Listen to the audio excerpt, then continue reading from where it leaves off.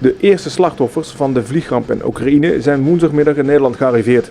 Een Nederlandse C-130 Hercules en een Australische C-17 Globemaster vlogen de 40 lichamen van de internationale luchthaven van Kharkov naar Eindhoven. Koning Willem-Alexander, koningin Maxima, premier Rutte en vicepremier Asscher samen met zo'n 1200 nabestaanden waren daarbij aanwezig. Na de landing speelde een trompetist The Last Post en werd er een minuut stilte in acht genomen.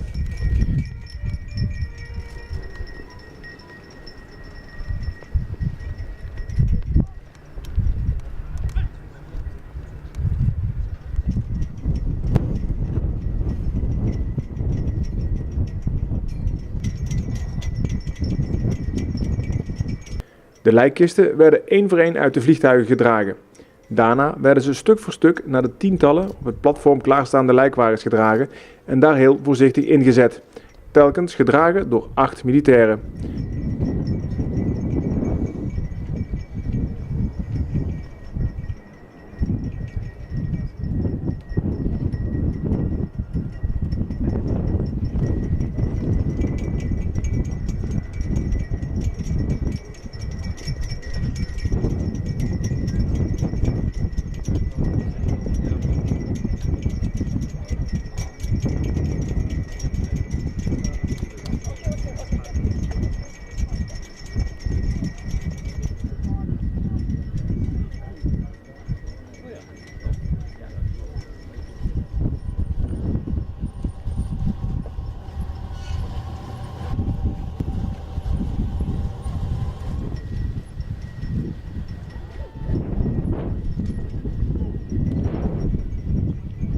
De kolonne met lijkwagens, met daarin de 40 kisten met stoffelijke overschotten, vertrok rond 5:50 onder grote publieke belangstelling van vliegbasis Eindhoven naar de korporaal van Oud-Heusden-kazerne in Hilversum. De 40 rouwauto's reden onder politiebegeleiding via de A2 en A27 naar Hilversum.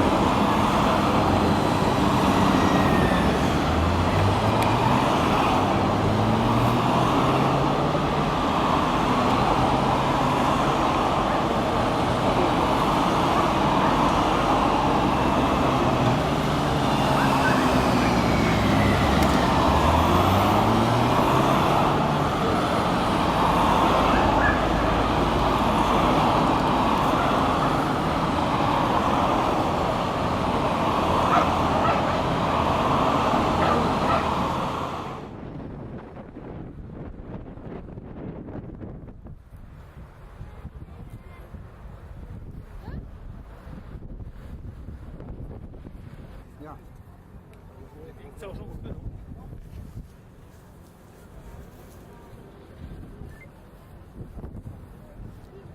Ja, dat hoeft er maar één te vinden natuurlijk.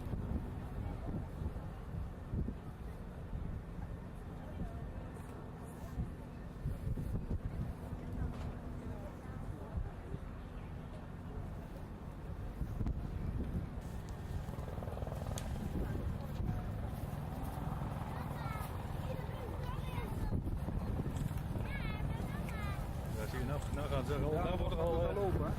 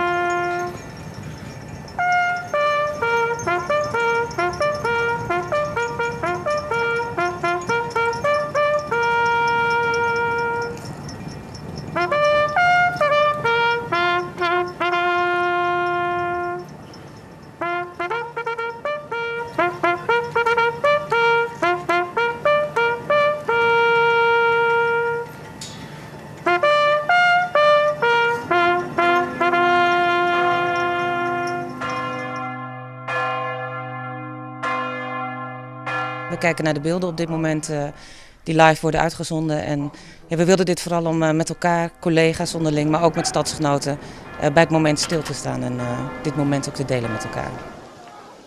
Wat gaf de meeste emotie? De stilte. En dat iedereen dat ook doet met 7000 man tegelijk. Ja. Als de klokken beginnen te luiden, is het nog steeds best druk in de binnenstad. Maar naarmate de klokken klinken, wordt het rustiger op straat. En uiteindelijk is ook de Oude Markt muisstil.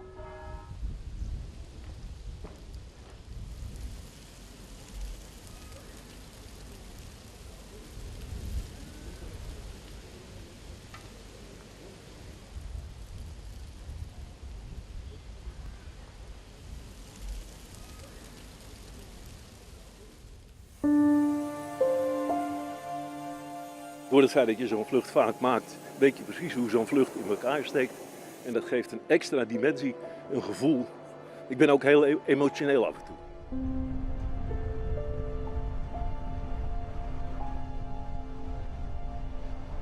Kwart over 8 is er gebeld dat vandaag de vlaggen halfstok gevoerd moeten worden. En dat we om 4 uur 1 minuut stil gaan liggen.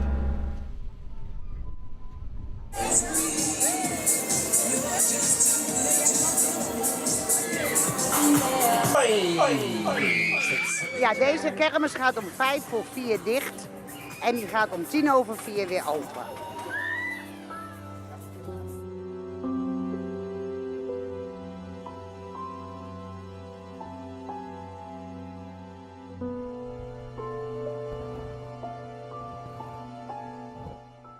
Heeft dat u geraakt? Ja, heel diep.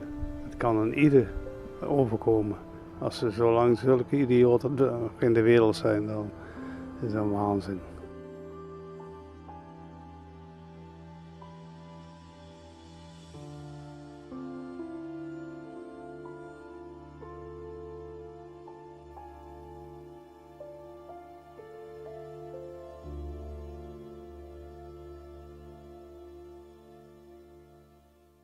Minister Frans Timmermans, Minister of Foreign Affairs of the Kingdom of the Netherlands. Sir, you have the floor. Thank you very much, Mr. President, and thank you for allowing me to speak here today. We're here to discuss a tragedy, the downing of a commercial airliner and the death of 298 innocent people. Men, women, and a staggering number of children lost their lives on their way to their holiday destinations, their homes, loved ones, or international obligations, such as an important HIV/AIDS conference in Australia. Since Thursday, I've been thinking, how horrible must have been the final moments of their lives when they knew the plane was going down. Did they lock hands with their loved ones? Did they hold their children close to their hearts?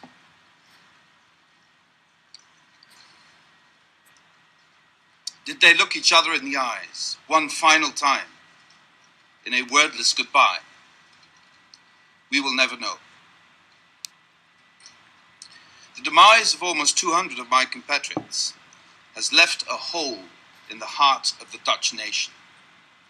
It's caused grief, anger, and despair. Grief for the loss of the loved ones.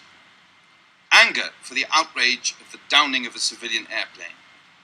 And despair after witnessing the excruciatingly slow process of securing the crash site and recovering the remains of the victims. It is fitting that this august council should take position on this matter, and I welcome the adoption of today's resolution of the United Nations Security Council, which was tabled by Australia, which the Netherlands co-sponsored. I thank the countries which expressed support for it, and I particularly want to thank Julie Bishop personally. Julie, we are in this together. Mr. President, for the Netherlands, one priority clearly stands out above all others. bring the victims' remains home. It is a matter of human decency that remains should be treated with respect and that recovering victims' remains should be done without any delay. The last couple of days we've received very disturbing reports of bodies being moved about and looted for their possessions. Just for 1 minute, I'm not addressing you as representatives of your countries, but as husbands and wives, fathers and mothers, just imagine that you first get the news that your husband was killed, and then within 2 or 3 days you see images of some thug removing the wedding band from their hands. Just imagine that this could be your spouse. To my dying day, I will not understand that it took so much time for the rescue workers to be allowed to do their difficult jobs, and that human remains should be used in a political game. If somebody here around the table talks about a political game, this is the political game that has been played with human remains, and it is despicable. I hope the world will not have to witness this again any time in the future. Images of children's toys being tossed around, luggage being opened, and passports, including passports of children, being shown on television. They are turning our grief and mourning into anger of a whole nation. We demand unimpeded access to the terrain. We demand respectful treatment of the crash site. We demand dignity for the victims and the multitudes who mourn their loss. I call on the international community, on this Security Council, on anyone with influence on the situation on the ground. Allow us to bring the victims' remains home to their loved ones without any further delay. They deserve to be home. As we are currently taking the lead in the forensic examination of the human remains, I pledge that the Netherlands will do its utmost to make sure that all remains will be identified and returned home, wherever that home may be. We will work intensively with all countries and international organizations involved to make this happen as soon as possible. Mr. President, I also welcome the setting up of a proper investigation into the cause of the tragedy of MH17, as envisaged in today's resolution. The Netherlands has agreed to assume a leading role in such an investigation, in close cooperation with the relevant countries, United Nations and ICAO. I am fully aware of the great responsibility we now take upon ourselves, and I give you my personal commitment that we will discharge this responsibility to the best of our abilities. As far as the safety and security of the site and the international investigators is concerned, I underline the responsibility the Security Council took upon itself with today's resolution to take additional measures if circumstances so require. Once the investigation ascertains who was responsible for the downing of the flight MH17, accountability and justice must be pursued and delivered. We owe it to the victims. We owe it to justice. We owe it to humanity. Please, provide full cooperation so that justice can be served. We will not rest until all facts are known and justice is served. I thank you, Mr. President.